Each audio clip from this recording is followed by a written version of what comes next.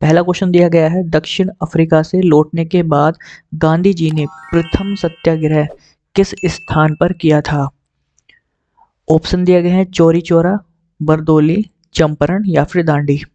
Important question है ये। सही आंसर हो जाएगा विकल्प सी। दक्षिण अफ्रीका से लौटने के बाद सन 1917 में, कौन से 1917 में गांधी जी ने प्रथम सत्याग्रह किया। और ये कहाँ किया गया था? किया गया था चंपारण जिले में। महाराष्ट्र में स्थित एलोरा की गुफा का निर्माण किसके शासनकाल में हुआ था? राष्ट्रकूट, चोल, पल्लव या फिर पाल। सही आंसर बताना है। तो इसका आंसर ए हो जाएगा, राष्ट्रकूट के समय में। सिख गुरु अर्जुन देव का वध किसके शासनकाल में हुआ था? शाहजहां, अकबर, हुमायूं या फिर जहांगीर। तो सही आंसर विकल्प डी हो जाएगा। गुरु अर्जुन देव का जो वध किया था वो बादशाह जहांगीर के द्वारा किया गया था। अगले क्वेश्चन की तरफ चलते हैं। क्वेश्चन है, मुगल शासन में मनसबदारी प्रणाली का प्रवर्तन किसके द्वारा किया गया था? अकबर, जहांगीर, शाहजहां या फिर बाबर। तो मनसबदारी जो प्रणाली थी उसका प्रवर्तन किसने किया था? सही आंसर विकल्प ए हो जाएगा। जो मनसबदारी प्रणाली की शुरुआत की गई थी वो अकबर के द्वारा की गई थी। अब ये क्या थी? तो ये एक प्रशासनिक प्रणाली थी। ठीक है। भारतीय राष्ट्रीय कांग्रेस के पहले मुस्लिम अध्यक्ष, इंपॉर्टेंट क्वेश्चन बन सकता है ये, कौन बने? अबुल कलाम आजाद, बदरुद्दीन तबैयाजी, लतीफ खान या अबुल फजल। तो सही आंसर बी हो जाएगा। देखिए, बदरुद्दीन तबैयाजी जो थे सन 1887 में पहले मुस्लिम अध्यक्ष बने थे। ठीक है। और राष्ट्रीय कांग्रेस के तीसरे अध्यक्ष थे। ठीक है। सही आंसर विकल्प बी हो जाएगा। सिंचाई कर किसने लगाया था? अलाउद्दीन खिलजी, फिरोज शाह तुगलक, इल्तुतमिश या फिर मोहम्मद बिन तुगलक। तो सही आंसर विकल्प डी हो जाएगा। आपने सुना होगा तुगलकी फरमान जारी किया, तो इस चीज से आप ध्यान रख सकते हैं कि सिंचाई कर किसने लगाया था? फिरोज शाह तुगलक ने। जैन धर्म में कुल कितने तीर्थकर हुए हैं? 26, 24, 25, 15।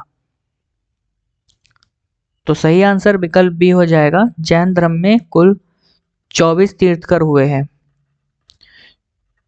इनमें से जो प्रथम थे, परीक्षा में प्रथम और अंतिम पूछे जाते हैं, वो थे ऋषभ देव। और अगर अंतिम की बात करें तो वे थे महावीर स्वामी जी। ठीक है। तो 24 तीर्थकर हुए हैं। प्रथम की बात करें तो ऋषभ देव हैं, और आखिरी की बात करें अंतिम की तो महावीर स्वामी जी हैं। गुलरुखी के नाम से कौन सा शासक कविता लिखता था? अलाउद्दीन खिलजी, बहलोल लोदी, सिकंदर लोदी या मोहम्मद बिन तुगलक। तो ये गुलरुखी के नाम से कविताएं लिखी जाती थी, तो कौन लिखता था? सही आंसर विकल्प सी हो जाएगा, सिकंदर लोदी। सिकंदर लोदी जो था वो गुलरुखी, अगर गुलरुखी आ जाए तो सिकंदर लोदी। और इसकी भाषा क्या थी? भाषा थी फारसी भाषा में लिखता था। सितार का आविष्कार किसने किया? इंपॉर्टेंट क्वेश्चन है। बहलोल लोदी, आमिर खुसरो, पंडित रविशंकर या फिर तानसेन। तो सही आंसर विकल्प बी हो जाएगा। सितार का जो आविष्कार किया गया था वो आमिर खुसरो के द्वारा किया गया था। इसके अलावा अगर बात करें तबले की, तो तबले का आविष्कार भी इनके द्वारा ही माना जाता है। भारत का बिस्मार्क किसे कहा जाता है? जवाहरलाल नेहरू, सरदार वल्लभ भाई पटेल, महात्मा गांधी या फिर रविंद्रनाथ टैगोर। सही आंसर विकल्प बी हो जाएगा। भारत का जो विस्मार्क कहा जाता है वो सरदार वल्लभ भाई पटेल को कहा जाता है। ये पहले गृह मंत्री थे। क्या थे? ये प्रथम गृह मंत्री रहे हैं। और अगर दूसरी बात करें तो ये उप प्रधानमंत्री भी रहे हैं। देखिए, आज़ादी के बाद सबसे बड़ा योगदान उनका पता है क्या है? उन्होंने बिखरे हुए राज्यों को एकजुट किया था। जितने भी राज्य रियासतें थी उनको जोड़ने का काम किया था इन्होंने, अहम भूमिका निभाई थी। साथ में एक क्वेश्चन और बनता है कि भारत का लौह पुरुष किसे कहा जाता है? भारत का लौह पुरुष किसे कहा जाता है? वो भी इन्हीं कहा जाता है, सरदार वल्लभ भाई पटेल जी को। किताब उल हिंद के लेखक कौन है?